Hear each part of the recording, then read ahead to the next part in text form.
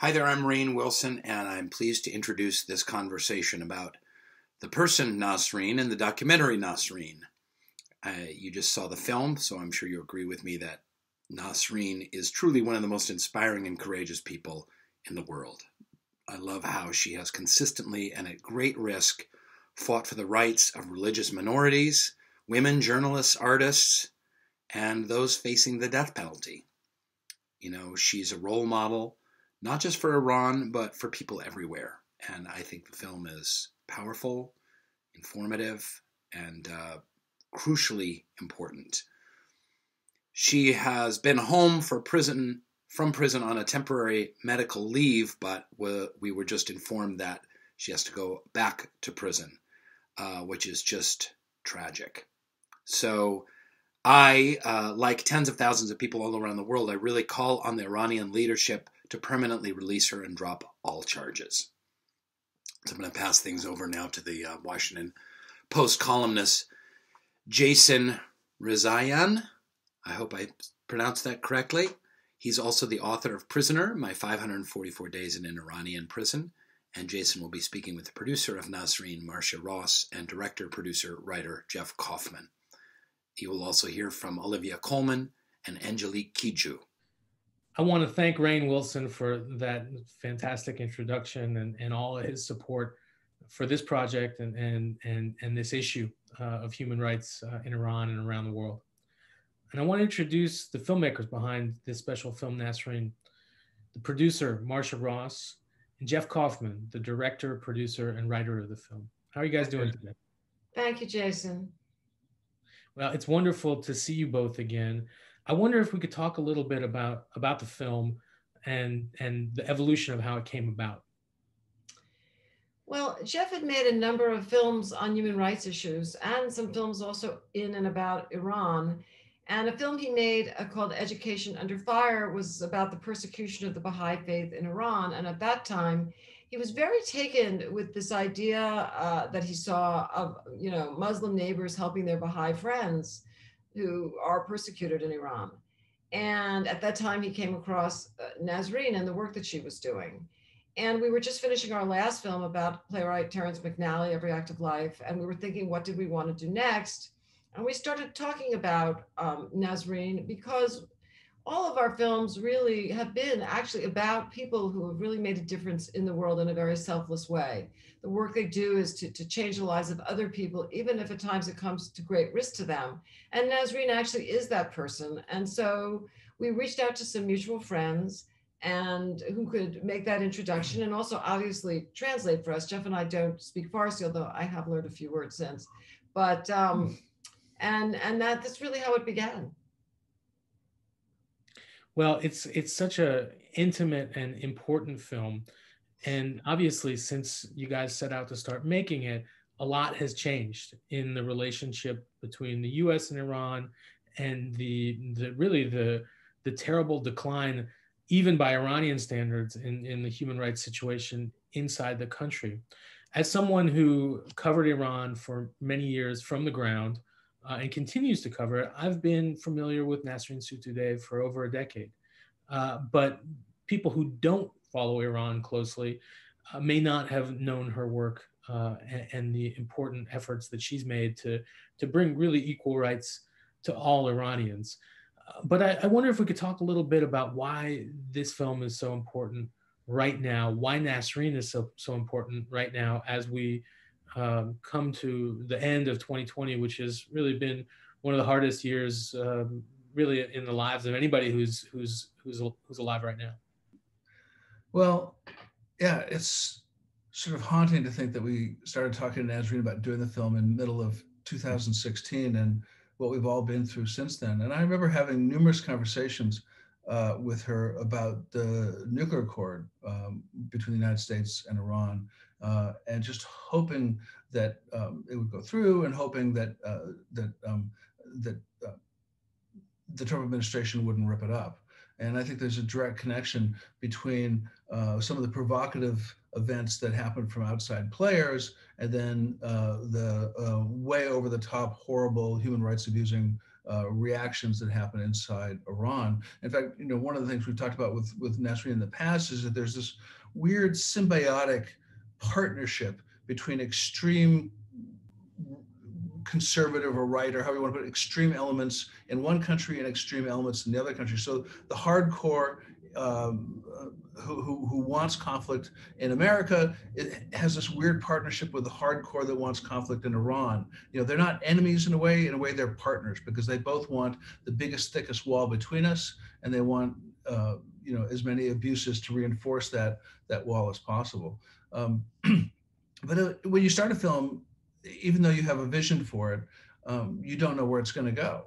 And one of the things that was remarkable about this process was we always had a vision that we wanted Nasrine's story to illuminate a whole community of activists in Iran and this remarkable women's rights movement that is just so resilient and never stops. And we also hoped, and it came about, that the film through Nasrine would also connect people outside of Iran to a side of the country they've never seen before, the rich culture, the rich way people live their lives. And I think that happened as well. But we couldn't have predicted that this remarkable movement called the Girls of Revolution Street, where women would go out on a street corner and stand in an electric utility box, take off their mandatory hijab, put it on a stick and wave it like a flag, and risk a decade of imprisonment just for doing that simple act. Nasrine became, virtually the main attorney for many of those women, and also a key spokesperson for that process. And that's all captured in the film.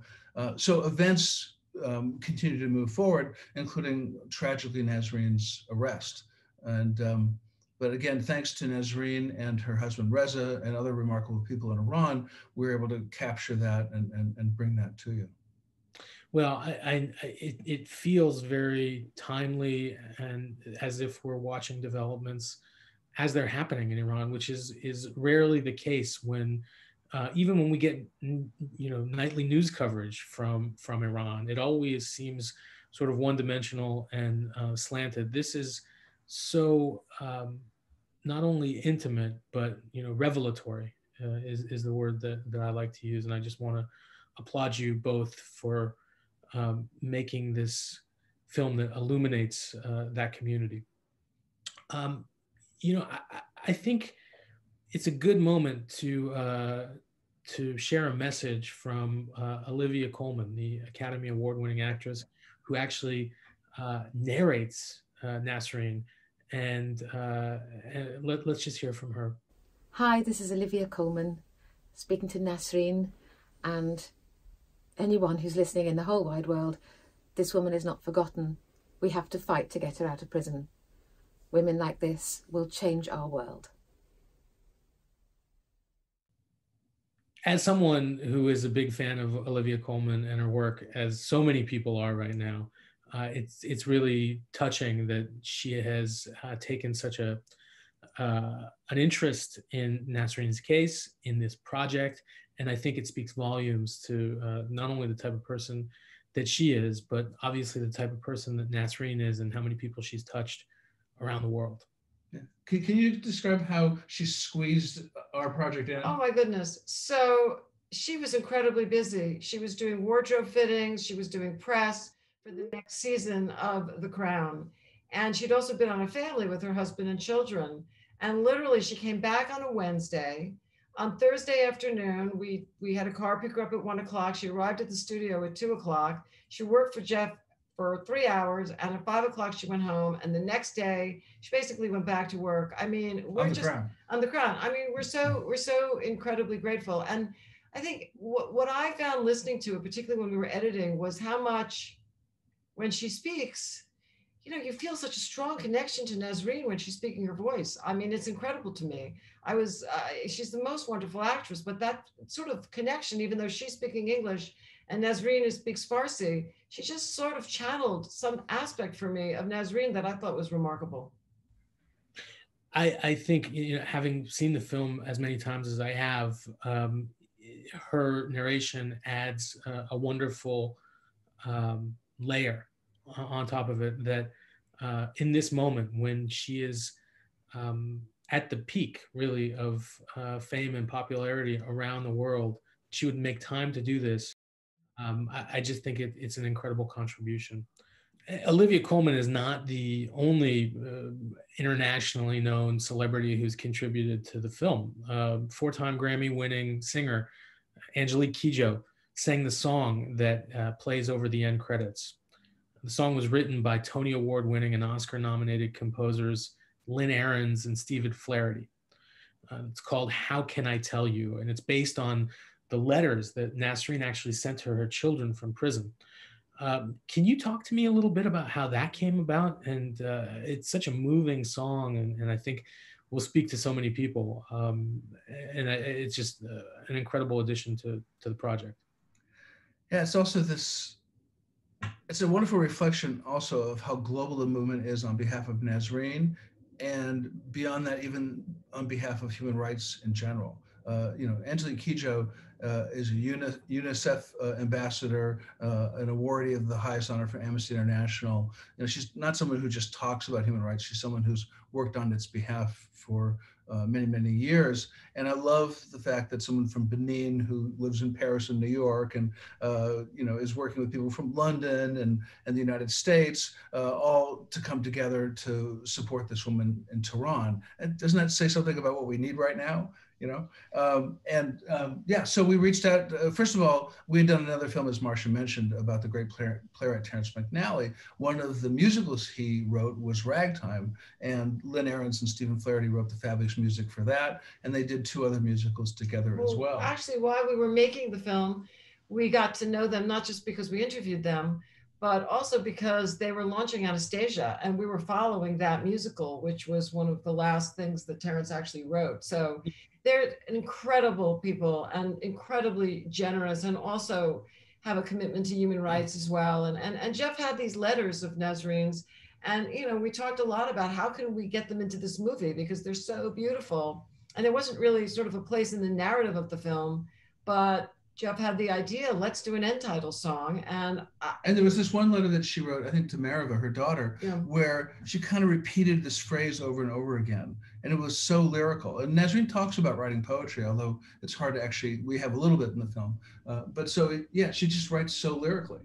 And I mean, Lynn and Stephen took this song and and we heard it, we were just blown away because, I mean, Lynn's lyrics just totally captured the letters almost, entirely. And Stephen's music just added so much emotion to it. And then to have the gift of Angélique singing it was really, really remarkable. It's for me, it's a very, very emotional song, and I cry every time I hear it, actually. Yeah, we recently did a music video for it where we were able to film with Angélique in Paris remotely. And at the end we said, Angélique, would you say a message for Nasrine? And she did. Yeah, I just said, and also want to give a little shout out to our friends at Amnesty France also, because they were incredibly helpful in terms of with the music video and providing some wonderful elements that we needed to make it. Let's hear from Angélique. She sent us a message. Dear Nasrine, my sister from Iran, I don't have to be with you to know what you're going through. You are fighting for the future of our humanity. Without our freedom, without the right of everyone to have an opinion, there is no society, there is no us. I want to tell you how much I admire your courage for fighting for human rights, for all the things that matters for our shared humanity. I'm glad to hear that you have stopped your hunger strike because we need your strength. We need you to be around.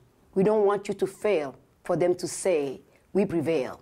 I want you personally to know that you are in my prayer, that I will continue singing this song in my heart for you every day and sending you lots of love and strength.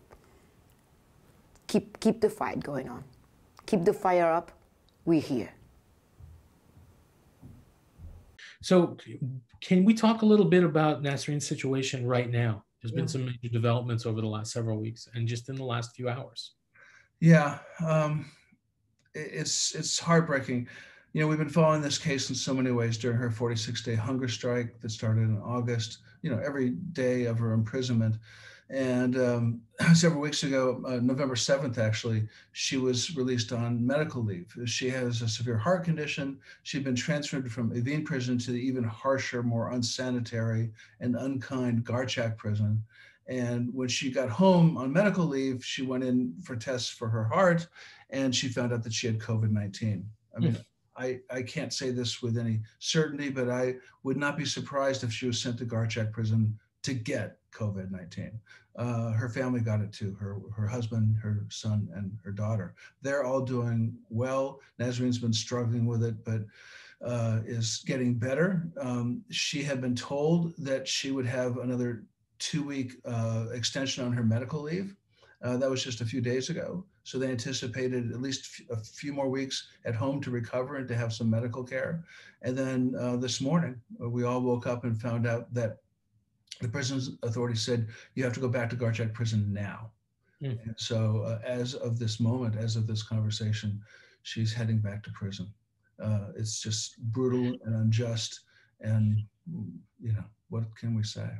Everything that we know about the Iranian so-called justice system as it relates to foreign nationals and human rights defenders, it's designed as a way to met out abuse against people like Nasrine, who dare to stand up to the powers that be. So we have an opportunity with this film and in print and television to be her voice, as she's been the voice of so many for so long. And, you know, I applaud you both for taking up that flag and running with it. Well, I just have to say that, you know, it's any film is a shared experience, but this is even more so because we were working in Iran with people on camera and off camera who were putting themselves at great physical risk to do this film. So our admiration for all of our colleagues in every level is just boundless. But I wonder, Jason, if you could address what people can do if, and we hope they are, they're inspired by Nasrine's story and concerned about her welfare. Well, I think that there is several things that people can do wherever they are in their world. I mean, Iran, the government of Iran cares very deeply about its international image. And sometimes they do these things that are audacious and excessive, particularly to attract attention. And I urge people to contact their elected representatives wherever they are in the world. If it's here in the United States, your member of Congress or your senator, and urge them to do more to stand up to Iranian human rights abuses, which have become so rampant over recent years. Also, I mean, this is not a secret. We've known about these abuses in Iran and other countries as well. Do your homework. Be informed consumers of news and information. You know, I think that there is this problem sometimes that, you know, those of us who may not necessarily agree with the doings of the U.S. government or our own Western governments automatically give a free pass to authoritarian regimes like Iran's because they supposedly stand up to Western imperialism. Well, that's not a really defensible position. You know, you cannot met out the kind of abuse that they are against Nasrine and others and be considered a responsible member of the international community. You know, I agree with you 100%, but I should also say that it is also our responsibility to demand the highest standard for our country and other countries as well. Without a doubt. You can't, you know, call out human rights abuses in Iran and then turn a blind eye to the murder of Jamal Khashoggi, or to abuses or to tear gassing demonstrators, peaceful demonstrators in the United States. Can I also add, I mean, Jason, you know, you spent 544 days, I believe, in a prison in Iran, and you've written, I think, an extraordinary book, which really captures that experience. And I, you know, people that are watching this program today, I really urge you to read Jason's book, because if you want to know what it's like to be treated by the Iranian authorities, and Jason's book captures it, you know, just so wonderfully.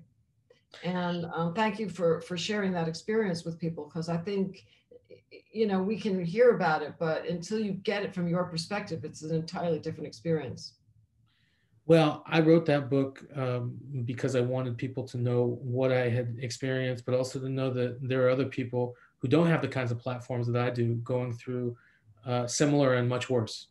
So it means a lot to me to have the opportunity to talk about these issues and to elevate these issues in partnership with you guys. Thank you. I would like to say one other thing. So we also have a website, www.nasrinefilm.com, and we send out newsletters with updates about screenings and also about Nasrin herself. And if you'd like to follow us or keep up to date, please do sign up. And also, I really, you know, the film in its way, which we hadn't planned on, but it has become part of a global effort to support Nasrin and others like her. And so watching the film and talking about this film also means you're talking about Nasrin. You're keeping her alive, you know, in the eyes to other people everywhere. And I think that's what she really wants. She wants people to talk about her. We worried so much all the time if this film, you know, would be dangerous for her. She was never concerned. I mean, we must have asked her 25 times. She was never concerned. You know, Nasrin says we cannot be silent. And so, you know, as Jason is saying, you know, we urge people to not be silent, to watch this film, get who this person is, and understand that she does really make a difference in the world, and we need to support her. That's what I was going to say, but you said it better. Well, thank you. Jason, I want to give you the last word. And I want to also personally thank, you for all you've done to support this film, and also through your work at the Washington Post and the extraordinary columns that you write that I also urge people to read, because you really cover this better than I think anyone does in this country. Well, that means a lot to me. It's perhaps through really difficultly earned experience that, you know, I had the opportunity to make a decision about what I wanted to do with what happened to me. I could try and put it in a deep past and forget about it, or put it to good use. And for me, I've decided that shining a light on these kinds of abuses and trying to explain the complexities of the relationships between the Iranian government and other governments, and the impacts that has on everyday Iranian people and extraordinary Iranian people like Nasrin Sotoudeh is my calling for now. Well, thank you. And thanks to everyone for watching. And please, as you can tell, this is an ongoing effort, and the struggle for human rights and women's rights and people we can look up to is ongoing as well. So stay with us. Thank you. Thanks, everyone.